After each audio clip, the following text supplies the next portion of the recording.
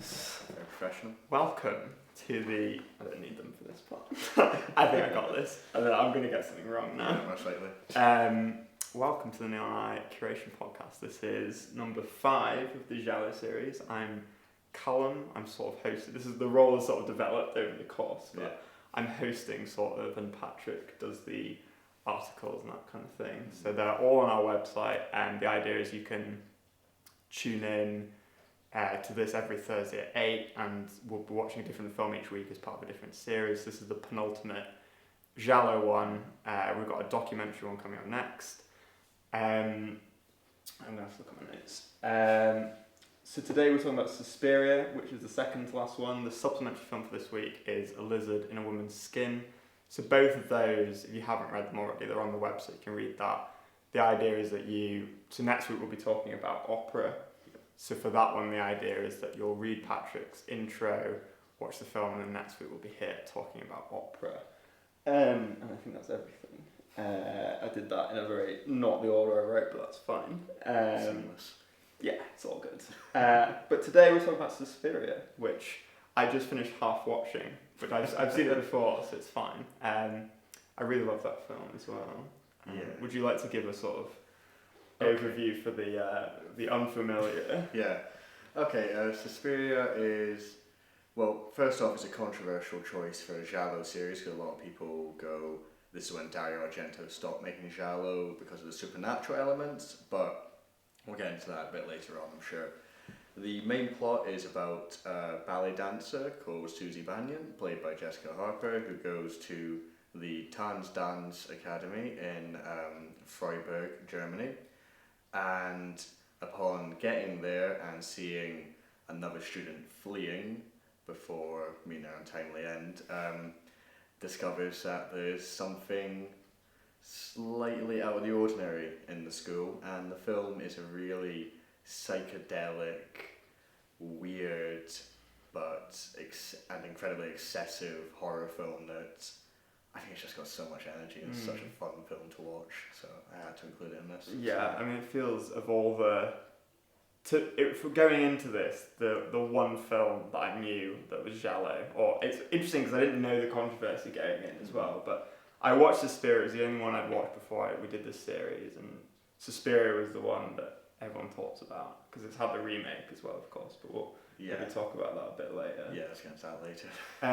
I will say we're going to talk about spoilers for this film, so if you've not seen it yet and you want to, go watch it, and you can watch this when it's uploaded on our channel afterwards. And also, if there are people watching, which there's 2, a whole 2. There we go. You know, it's not peak, but it's something, isn't it? Yeah, it's a good start. Move that so I can see the comments, which I want for once. So the idea is we want this to be a discussion with everyone. So if you do have any thoughts or things you want to ask us, please do at any point, and I'll keep an eye on it. But yeah, so Suspiria, it's a pretty weird one in that from the films we've seen so far, there's not really been any supernatural, more or less. There was a couple of little elements to Deep Red that we briefly touched upon. Yeah. That was more to do with telekinetic, and it's just hinted at in this. Yeah. They're so front and centre. Yeah. But I do think it still stands as a Giallo film, just because if you look at even the first 10 minutes, where Pat is hunted by the unseen assailant, and so the POV shots of the close-up razor and everything, it just feels so incredibly Giallo. The lighting is straight out of Blood and Black Lace by Bava. I mean, this film wears that influence on its sleeve with pride. I think the thing is, I would say, plot-wise, it deviates from it, but it's still the central mystery. Visually, it reminds me of not an Argento film, but other entries within the Giallo canon. And I would actually say, if you do watch Suspiria, watch the supplementary feature, Lizard in a Woman's Skin, alongside it. It's a little bit of a messier film, but it's very psychedelic, so I think they complement each other quite well. Yeah, that one sounded really interesting from your piece. Yeah, it's interesting that use of colour is so distinct in this film, and is that something that's because that again when I went in, Suspiria was my only reference point. So, and then the first one we watched was Blood and Black Lace. So to me, that lurid colour, the very vivid colour scheme, seemed so much a part of Giallo. But I was thinking about it as I was watching this, and your voice is a lot driven in the eye of the key. I do that every single time. Every episode. Every episode. Even when we're past this series, I'm going to be doing that. Your voice, Deep Red, Solange. They didn't have. Correct me if I'm wrong, but I don't think maybe Deep Red a little bit, but they didn't have the same. Blood and Black Lace and Suspiria almost feel so similar. And is that you kind of were saying then that's Argento drawing on Bava as an influence? I would say the director of photography on this, Luciano Tivoli, who also had his DOP on next week's supplementary Tenebrae. He had a really challenging job with this one, because I would say Blood and Black Lace, that lurid colour scheme and the sort of Baroque setting is such a huge influence. But then there's also Argento wanted elements of German Expressionism films like The Cabinet of Dr. Caligari and Nosferatu really show their influences within this. But Argento also said he wanted the film to look like Snow White and the Seven Dwarfs, the old Disney cartoon. Yeah. So he had the incredibly difficult job of marrying these three very different pieces together to make a new original style. And I think you can really see it's interesting the Disney aspect in this, because the colours are so contrasting. The blacks are so black and the reds are just so vibrant. I think that's what he was going for with these sort of violent, striking imagery. Yeah, it's interesting. And when I watched this before, like a few months ago, and I'd never considered the Disney thing before, and I read it, and I immediately thought that makes sense. You can almost see it, just that the way it's shot really does a good job of evoking that Disney theme. This is Tivoli's masterpiece in terms of lighting and colour usage, but the Disney theme also takes on I think it's a fascinating aspect of this, that Dario Argento originally wanted this film to star very young actors, to be like 9 or 10. That's why in the film all the door handles are head height, because it's meant to be as if they're young children. That's why the dialogue is so childish, because he had this whole script written out and then got told by someone, you can't kill kids. Come on, Dario. You can't have a kid fall in a razor wire room. You can't do that. Oh god, that's dark. Yeah. Oh, that's really interesting. Yeah, it does feel, it's very melodramatic and very kind of, the main character, Jessica Harper, is the actress, isn't it? I think she's really interesting and good and plays the part. Yeah, it's a very, it's a motive performance she gives. I mean, she doesn't have, I don't think there's very much dialogue in this film overall. It is a film that goes off sort of looks and glances and just builds up the atmosphere around that.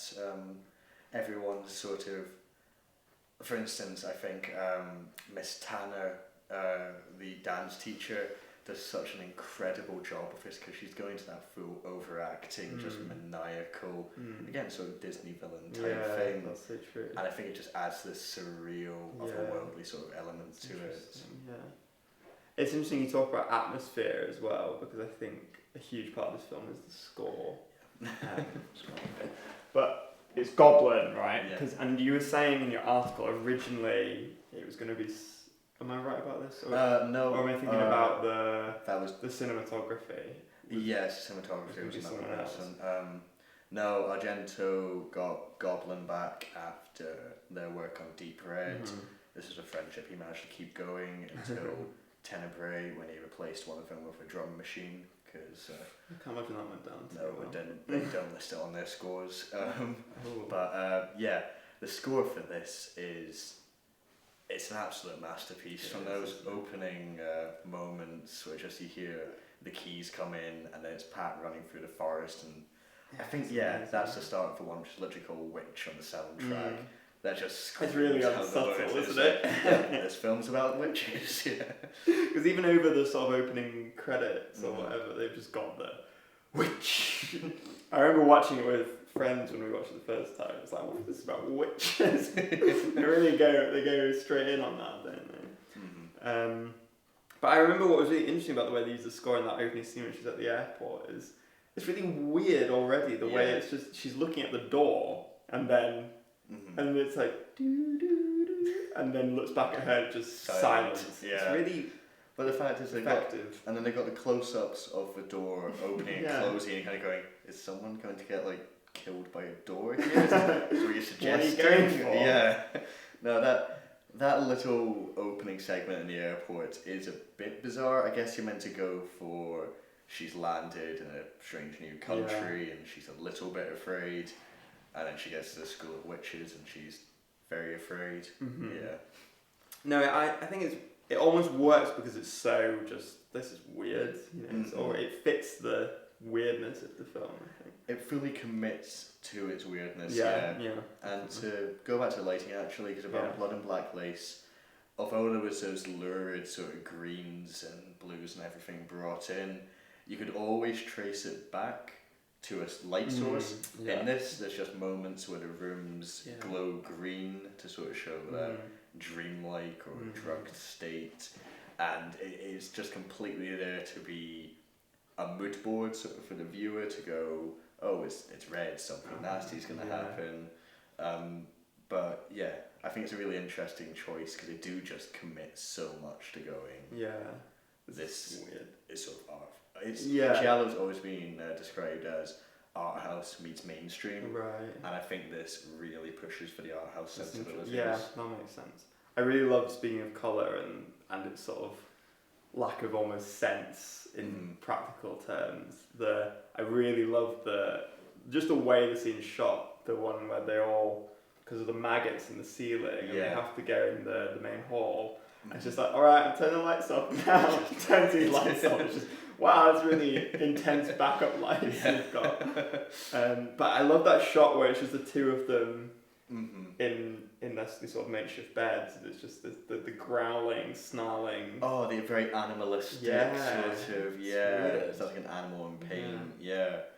But I think actually, because I've seen a lot of people criticise Suspiria and sort of go, oh, there's no plot to this, it's just violence and sort of excesses. And you could see that, but I think it does a lot with very subtle storytelling, the maggots and then the growling, and Sarah's character goes to Susie, oh, I heard that same noise last year, and you're meant to assume it's because the head witch has come back, that the meat's gone off, and that's who's growling in the background. So I think it's a lot of it is implicitly done.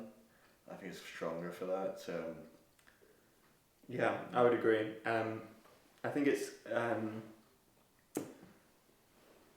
just, I think there is a story, and I think what it does well is it has suspense throughout as well, and I think those moments of, because it's interesting as well played against other Giallo where the supernatural is much less part of it, where it just turns out they are just literally witches that run this place. Yeah, well, this film goes against the sort of convoluted nature that you see in a lot of Giallos, where they go, oh, you thought it was this person, but it was that person that turned up in one scene 2 hours ago that had 3 lines of dialogue that sounded kind of creepy. In this one, it is just, oh, there might be witches, things are getting weirder. There are witches, and it's sort of constantly seeing how far it can push things, and I think that's really interesting with Dario Argento, because there was an interview he was doing about Tenebrae where he was saying, oh, I got all this new equipment, and I've not had this much fun making a film since Suspiria,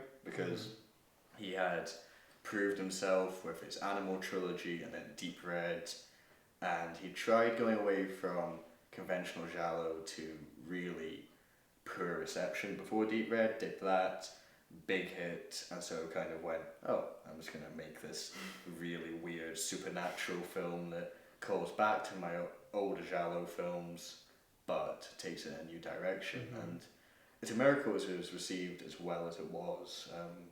But I think it draws on a lot of elements we'd see pop up in later horror, especially the final girl, which is that sort of trope of a woman going through absolute hell and then making it through against all odds. I'd say Alien was another big step in that. But the difference between this one and even Alien, where at the end you see Sigourney Weaver's character looking sort of sullen and emotionally destroyed, it's the smile at the end of this film. I find that fascinating because she goes through absolute hell and you'd expect her to break down and sort of be, what have I just seen? But her relief of being out of there and knowing that the danger was contained. Yeah. And they really just end there, don't they? Yeah. Yeah, because it's interesting in some, although I feel there are exceptions in maybe one or two of what we've watched, but there is a sort of tying up the loose ends a little bit. It really kind of, either it's in this film it's done it already, or it's just quite happy to just be like, there you go. Yeah. Well, I mean, the film does end with everything going on fire. Yeah. So That's going to burn the loose ends. Exactly. That's what they go for in this one. That's one way of doing it. I suppose with a minimalist sort of plotting in terms of there's no real twists or turns. Yeah, they don't have to concern themselves as much with that. But yeah. So where do you stand on the debate? I'm just going to have a look if anyone's Liv microphone might say which. So there you go. Where do you stand on the debate of is it Giallo? I think it is. Yeah, I think it really pushes the boundaries of Giallo, but I think there is still enough in here from the POV shots in that opening sequence, repeated later when they're in the swimming pool, the fantastical sort of use of colour, just the camera dynamics and everything. I think, and it falls into the F. Gialli thing again of a woman protagonist in their formative years and dealing with her emotional sort of mental state. I think you see that quite a lot in Jessica Harper's performance. That I think, yeah, it is on the outskirts of it, but I would still consider this Giallo. And is the argument that pulls it away from being Giallo the whole supernatural? Yeah. And that's the main... That is the main that's crux it. with it, Yeah. Interesting. Because it's interesting how, I think because it's so popular now, well, within Certain Giallo, circles, within circles, that it's interesting because going in, this was the film I was like, this is Giallo, and it's interesting how there's that debate within. Well, there's also the other things that... So Giallo, as we discussed previously, were based on novels by people like Agatha Christie, these sort of famous mystery writers. But Edgar Allan Poe was also adapted into Your Vice and a couple of sort of smaller, less notable ones. And originally this film started off as an Edgar Allan Poe adaptation before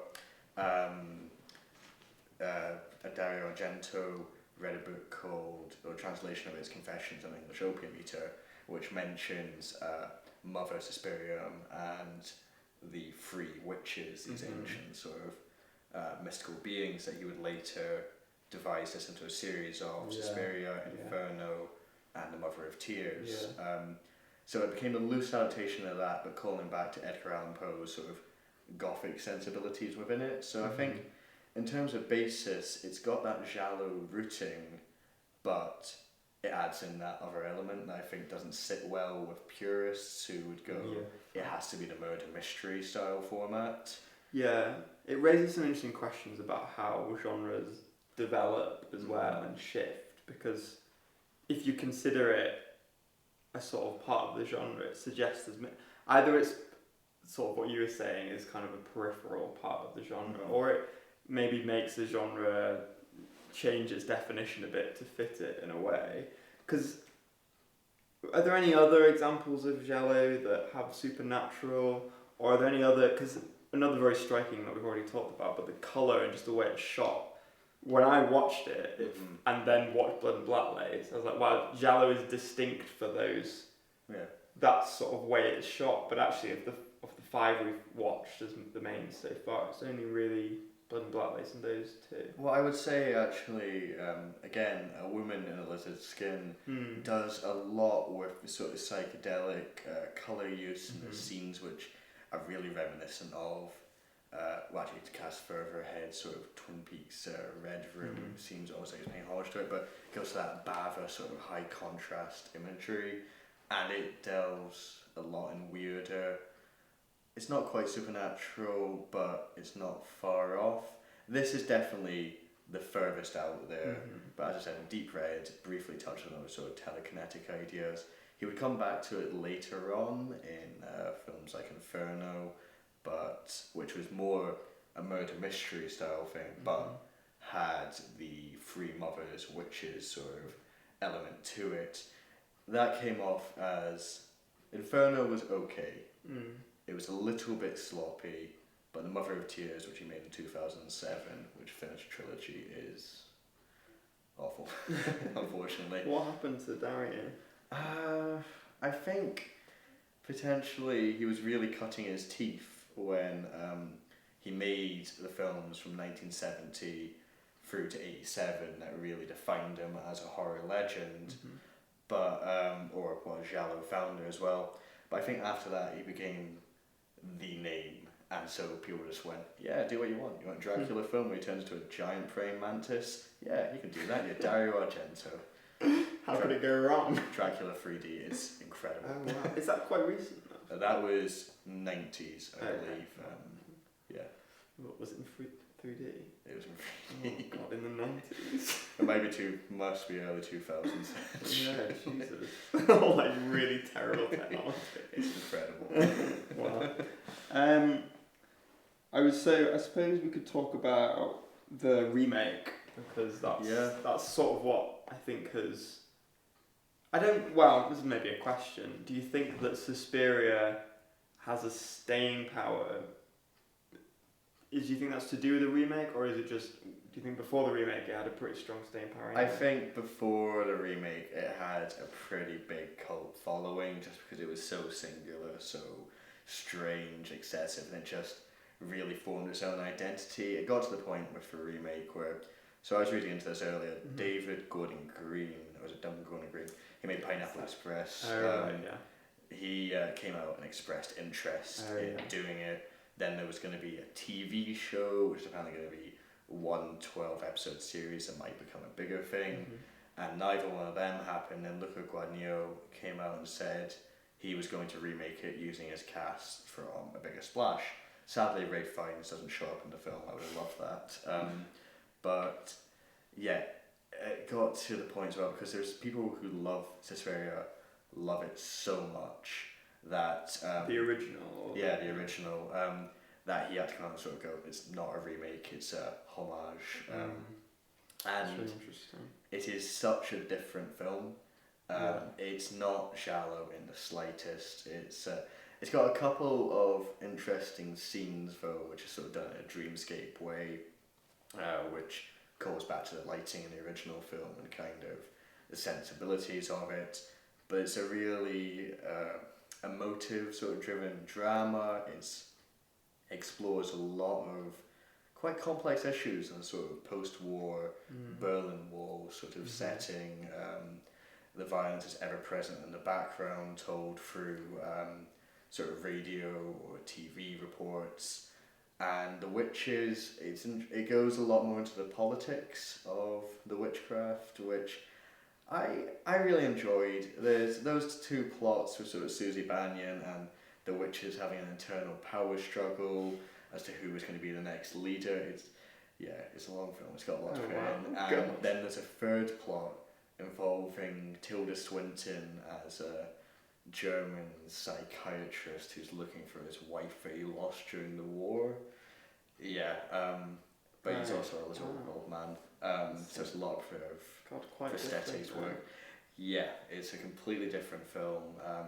That last subplot failed to properly engage me, and it seemed more like they were going for the whole thing of, we made up this, because they made up a fake German actor's name, and then went, he's starring in it, and then it was revealed it was Tilda Swinton. after the film, or could you tell it was Tilda Swinton? No, actually, really surprisingly, I didn't notice it. I knew before I went in, but I was kind of going, oh, if I didn't know, I don't think I would know, yeah. But they have similar plot beats to it, including Pat's murder at the start. Yeah. She goes to the psychiatrist at the beginning, and he's got this whole book on witchcraft. So essentially, he replaces, and actually to go back to the 77 original here, Udo Kier's role as. It's very fleeting. It's very exposition man. Yeah. He's great though. He's great, but he's again another callback to the German expressionism that really feels the film, because he did a lot of Blood for Dracula and Flesh for Frankenstein really spring to mind. They were 70s horrors, which I think Andy Warhol actually funded, which really drew on that 30s iconography. So yeah, and the other guy, Rudolf Schuyler, was in The Exorcist. He was the butler. Yeah. So, but the new one sounds weird. We diatribe. The new one, it's a completely different film, and that can be felt as well with their choice of who they got to do the score. Because obviously the original Suspiria, big, bombastic. They're going, let's just not let you look away or have a moment respite from what's happening here. In the new one, they go, oh, it's witchcraft, but it's depressing and it's grey, and we're going to get Tom York. And so no, I love Tom York. But, oh yeah, I hadn't realised. I remember now that he did it, but yeah. Was it good, his score? It was really good. I'm going to go also full spoiler here for the new Suspiria. Well, I'll leave it kind of out of context, but there's a scene at the end where a big demon pops up and causes a lot of people's heads to explode, which is done in this weird, grainy, almost sort of VHS looking. It's the only point the film goes into this visual presentation, but they do it, and it's also a moment, of course, about the original Suspiria with a completely red sort of lighting flooding the room. But yeah, it would have worked if they'd had something maybe a bit like Goblin as a further callback. But they have this Tom York piano ballad called Unmade, which has vocals from him as well, playing over the top of it. So the build-up, I'd been going, oh, this is intense, this is a bit strange, and it's gone some really uncomfortable places. And then you get a sad Tom York piano song as everyone's head's exploding in slow motion. That's interesting. Yeah, it's a messy film, but I still think it's worth a watch for the reimagining. That's really interesting. Yeah, I did not know that. Yeah, I might give that a watch. It sounds interesting. It's very long as well, isn't it? 2.5 hours. Yeah, they really fleshed out the... Well, they added a whole extra hour onto it, yeah. It's almost double the length. God. I think that's one of my favourite things about the original, though, is just how concisely it uses its runtime. I mean, Edgar Wright came out and said those opening 15 minutes are some of his favourite it's his favourite from any horror film and one of his favourites in filmmaking apparently. So I think that's a good signifier of what to expect with the rest of the film. There's, even when you're half watching it, you sort of come back in and you go, oh, right, okay, we've moved so far ahead because it just... Yeah, no, I know what you mean. Apart from the Udo Kier thing, which is actually an interesting scene within itself, because it's so... Now that scene is shot more like typical Giallo. It's a lot of sort of fairly basic shots, normal lighting, but I was discussing this with a friend the other day, and he came up with a theory that once you go away from the school, it's just the real world. So none of the rules within the dance academy apply to the outside, and I thought that gave me a newfound respect for that, because the first time I watched this, I remember seeing that bit and going, yeah, get back to the mayhem. Yeah, that's interesting. I remember it feels like that scene where you just come away from it really does feel like you feel almost like more safe or secure in that moment, which is interesting that they give you that breathing room in quite what you're saying, quite a concisely chaotic film. Yeah, that is a good way to put it actually. I suppose it is to create that sort of gap between you've seen all this chaos take place, but here we go, and we're going to the finale now, which really does just the cliche term, hits the ground running and just doesn't let up for the sort of 20-25 minutes. It's almost a bit like the bit before a boss battle, you know, where you Yeah, just get that's that lull before the big empty room. Yeah, with all the items. It's going to explain everything, you know, give you everything you need for your big fight. Yeah. Yeah. That's interesting. Although the start of the finale has, I think it's the only scene in this I would actually say is weak. Just because after everything you've seen, it feels a bit inconsequential. It's when Susie's in her room and she flushes out the wine and sort of drugged foods they've given her. Yeah. And then the bat flies in. Oh yeah. She sort of spends a bit of time smacking it in the air, then puts a blanket over him, destroys it with a chair, and you kind of go, okay, right, I see what you're doing, but this just feels a little bit inconsequential to the whole thing. Yeah. Yeah, I know what you mean. The other one, the scene I remember you mentioned last week. Yeah. Are you okay to talk about? I cry. Yeah. The wire room scene. Oh, yeah. There's so much. I have so many questions about that scene because why do they just have a room full of wire? Yeah. Okay, that is the thing. I mean, that's my question. I don't really have questions as opposed to that. Yeah. Well, I suppose if you're going off that, how did she not see the room? No, but that's the other one. She just like. Okay, so I do have a question for the second one there, which is the blue is to represent pitch black, because obviously if they'd shot it in that way, you'd have the window, which is interesting. You'd have that, and you wouldn't be able to see anything else. So they've went for the kind of stylistic choice. As to why a dance academy has a room full of razor wire, that's a question that I don't think Dario Argento will ever answer. In some ways, there are weirder things. In other ways, there definitely are weirder things. Yeah, I honestly think having a room full of razor wire is weirder than it being run by witches. Yeah, it's so questionable in that, but I do think that scene is so effective. Yeah, I do agree. Purely because it's so drawn out. You're watching it and sort of seeing her struggle going, because it's such a build up to it as well. And again, it goes to that classic Giallo sort of style of the sort of close ups of the knife or the switchblade as it gets swung at her, and then following her perspective is unseen as saying, I love the little interlude where it's the killer trying to work the latch with the blade. I think it's so good for building up tension. Then that's why I find that scene so effective. Is once it gets a payoff, you think, oh, that's happened, she's going to die now, and the film's going to go to the next bit, but it doesn't. It really just revels in the grotesque nature of what it's doing, and by the end of it, when the killer finally finds her, you're sort of going, God, that's done. Yeah. No, it is intense. It reminded me a bit of some of the deaths in Deep Red, in that where they're almost real, as we talked about then, real fears. I mean, I can't imagine anyone before watching this having a fear of wire rooms, but certainly I could believe after this. After this, you'd walk past by a wire fence going, nope. Glad there's not a room full of them. But it's just that way, it's almost like quicksand or something. Like the more you struggle, the worse. The worse it's going to be. It really does get under your skin. Just I think as well because the film has shown Sarah, while Susie is drugged up in a state, Sarah is the one that's going off and sort of tracking the witches, trying to uncover more. She's almost more of a protagonist than we've seen Susie to be at that point. But the film just so brutally kills her off, and then that sparks Susie in the final act to sort of take action.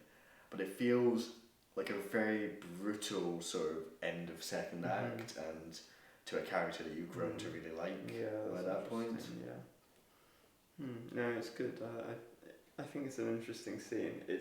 And certainly the deaths in it in general are quite Giallo as well. Completely, yeah. I think that's one thing that you would say is definitely quintessentially Giallo. The way, even the colour of the blood is it's very specific, and the way it's always very graphic and drawn out and intense. Well, that's it. Yeah, they're so orchestrated. I mean, if you look at that scene, it's all building up to this ridiculous climax, and then the opening scene where it's sort of step by step, and it just pays off in this final moment. That you sort of go, God, that's almost like sort of mousetrap murder. That's fascinating what they've done there, but yeah, I think the orchestration in this definitely points towards Giallo sort of sensibilities in that front. Yeah, I would agree.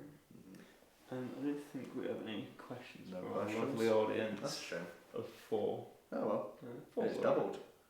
How long are we in? Oh wow, we're actually been going for quite a while. Should probably wrap up. Have we? Yeah, half an hour. Over half an hour. So, any closing remarks? About Suspiria? Suspiria is a completely unique horror film. There is nothing I've seen that's sort of able to balance weirdness with a sense of primal terror and fairly artistic sensibilities without going to pretension, without dragging its heels for too long. I think it's a really, I want to say fun film, It is but fun, yeah. yeah, I think if you're a fan of horror or just inventive filmmaking, Suspiria is really an essential watch. Good summary. I like it. Well, thank you for joining.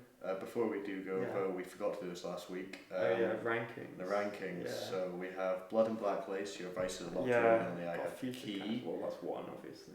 That's Game that over. worries me. What Have You Done, Salon, and Suspiria. Oof, that's quite hard actually. Mm. So I would say, I think I said on week 2, you've not done this since week 2, that your Vice is ahead of Blood and Black Lace. Yeah. So I'm gonna I've have got Deep Red as well.